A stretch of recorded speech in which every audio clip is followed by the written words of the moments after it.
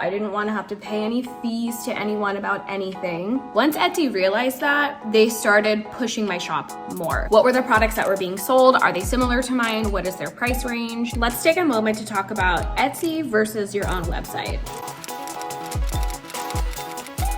Hi everyone, welcome back to my channel. My name is Lacey. I'm the owner of Milky Candles and I make videos about life in my 30s. I'm a Black and queer entrepreneur.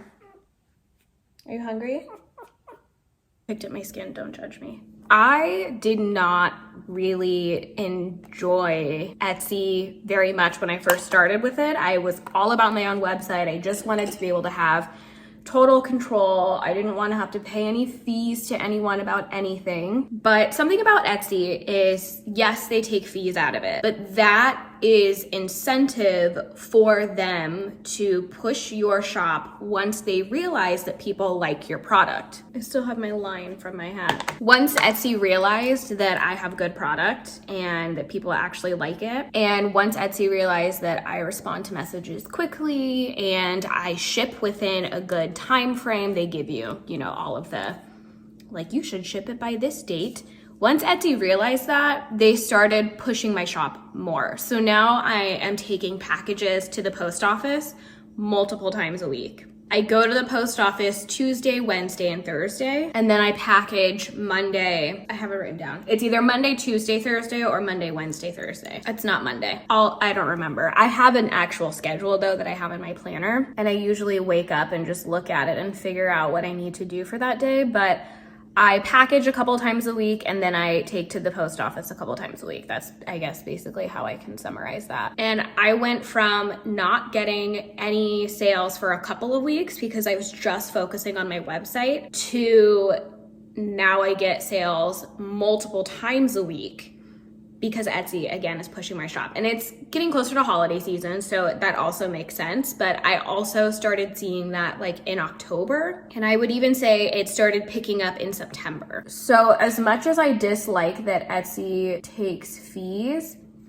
Etsy taking fees is incentive for them to push your shop because they then want you to make more so that you can then pay more fees, right? They take a certain percentage based off of how much you make, and then they also require you to pay, I think it's like 20 cents per post anytime you have to renew. And you can keep a listing up, I think I think it's about 5 to 6 months. I've learned to not let a product go out of stock though, because when it goes out of stock, then you're forced to pay the 20 cents to renew. It's funny because as much as I disliked Etsy in the beginning, just like the overall concept of not being able to have total control, having to pay extra fees, yada, yada, yada, Etsy is really easy to manage. It also needs to make money off of your success. So they will encourage others to come look at your stuff if you're getting a little bit of traction. The way that I started getting traction was I asked my mom and my fiance to make a sale and then leave a review once they had that sale. And once Etsy saw that I was making sales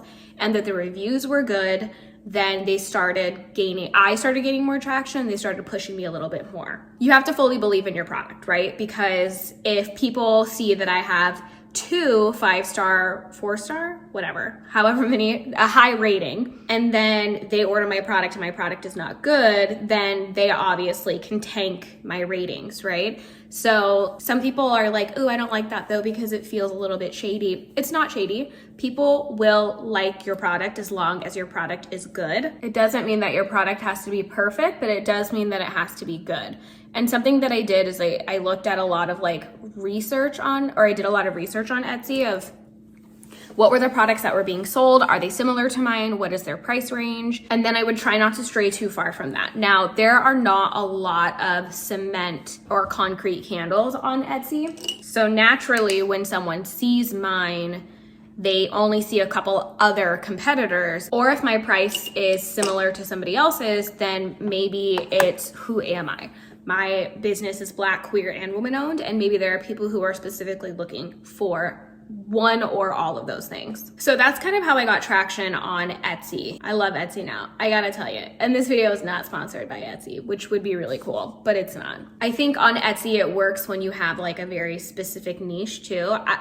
Speaking from my personal experience, all of my candles that are on Etsy sell. The ones that sell the most are the cologne scents, the super like comfy, cozy scents. Like I have a scent called Braided Blanket that sells really well. So some of the like unique ones like White Tea and Jasmine sells really well, but my Brown Girl collection sells super well on Etsy.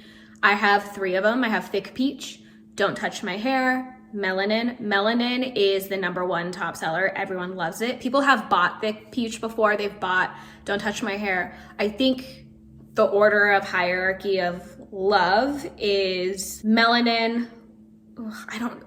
I think people like Thick Peach because it's a nice, just like juicy peach scent. And then Don't Touch My Hair. I think Don't Touch My Hair is more popular in the summer because it smells very like fruity, kind of a little like Cantu. So people like the scent of that hair product. It's nostalgic, it brings them back. Or it's just something that they align with. But so those kind of like 3 or 4 areas are really popular. The unique, the comfy cozy, and the specific demographic that I'm targeting, which is people who are like me. So that's kind of my experience with Etsy right now. I'm in a honeymoon phase with Etsy. I really like it. What I try to do, and I don't have any more and I need to get them printed, but what I try to do is I give a business card and on the back it has a QR code that just says shop with us online, and then it goes directly to my website. Sometimes people go to Etsy and then they stay on Etsy because they've seen it there before. I mean, I do it too. When I buy all of my silicone molds, the company that I buy them from, they have an Etsy and they have a website, but I just buy them off Etsy all the time. And I don't really know why. I think for me, it's actually easier for when I go and figure out all of my sales, sorry, not my sales, all of the, what am I trying to say? Materials that I've purchased, I know I go to Etsy. Like there's very specific places that I go and I keep a list of them so that when it comes down to figuring how much I've spent for the month, I can have an easy list when it comes to tax season. But regardless, people go to Etsy and they just kind of stay on Etsy. So I try to encourage people as much as possible to come to my website. So one thing I did, we did it for a pop-up and then I had a lot left over. So I just started using them specifically for the Etsy orders. It was a coupon and on the front, it just said Milky Candles. It was nice and glossy. It was basically like a business card. And then on the back, it had some of our social media. And then it also had, again, a QR code for the website. And it was a 15% off of your purchase. And I made sure to put an expiration date at the bottom, which is something I forget to do often for some reason, which was just a couple days before Christmas. So it not only encourages people to come back to us and buy again, but it also encourages people to become familiar with our website and they get another shot at trying a different scent for cheaper. Because that's kind of hard with candles. Like people really, really want to know what they smell like and they don't want to like spend almost $30 on a candle that they've never smelled before. So I try to I try to get very detailed in my descriptions, which kind of helps because I have a background in English, or helps that I have a background in English. But also the coupons help when people are wanting to, take another shot at our candles or take a shot for the first time, right? People come to my website, you sign up for the newsletter, you get a certain percentage off. Something else that I've really been dabbling into and people really like it are minis.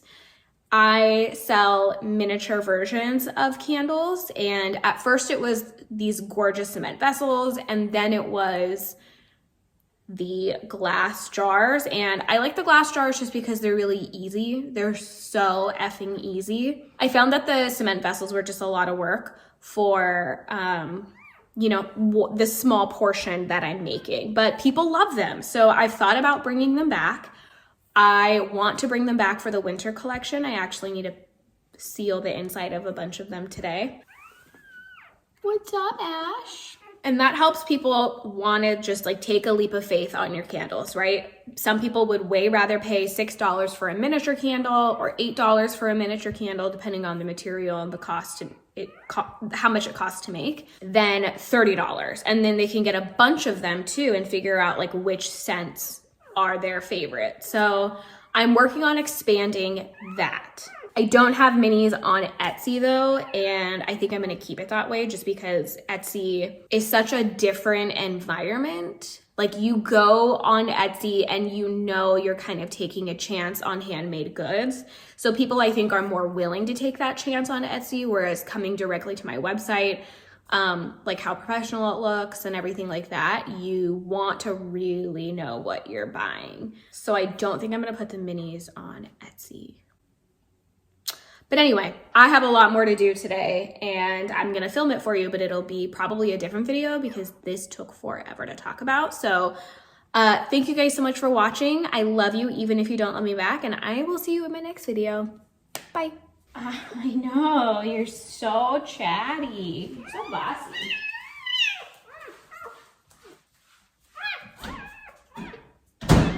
I'm warming it up, baby. He's not gonna let me film.